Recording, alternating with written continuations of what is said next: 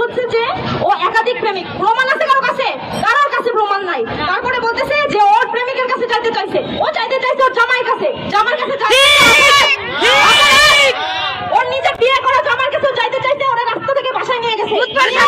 কুত্তার মতো মারছে আমার বোনকে, কুকুরের মতো মারছে আমার বোনকে। তারপরে ওরা মাইরেই ফেলাই। সবাই বলতেছে ওর পিছনে বলে পাতা দিয়ে মারিস। ওর গলায় দড়ি আসে কিভাবে? গলায় দড়ি আসে কিভাবে? ওর গলায় একদম ফাঁস দিয়ে এখানে বের করে ফেলছে। কতটা কষ্ট দিয়ে মারছে আমার বোনকে। আবার বলতেছে যে প্রেমিকের কাছে গেছে না। সবাই এই যে মিথ্যা কথা বলতেছে, এটা সম্পূর্ণ বানোয়াট কথা। নিজে একাধিক মেয়ের সাথে নষ্টামি করে বেড়াতে এগুলো জানে না, এলাকার সবাই জানে। আপনারা শুধুমাত্র খুনিদের কথা শুনে এক একটা নিউজ করতেছেন কেন? কেন একটা খুনির কথা শুনে আপনারা সব সেই সকল মিডিয়া কই? এনটিভি কই? এনটিভি কই? বাংলা টিভি কই? একটা টিভি আসে নাই? কেন আসে নাই? আমরা কিছু বুঝি না।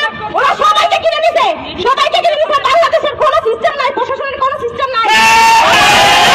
আমার বোনকে মেরে ফেলছে, আমরা এর বিচার চাই। যদি অ্যাক্সিডেন্টালি হইতো, ওরে কি বস্তায় ভরা হইতো? না, বস্তায় ভরে ফালাই দিয়ে আসতে হইতো? না, বস্তায় ভরা হইতো না, ওরা হসপিটালাইজ করা হইতো। আর বলতেছে যে এইরকম বাবা মারে ফেলুন জায়গায়, এইরকম বাংলাদেশে জন্ম হয়ে আমি খুবই লজ্জিত।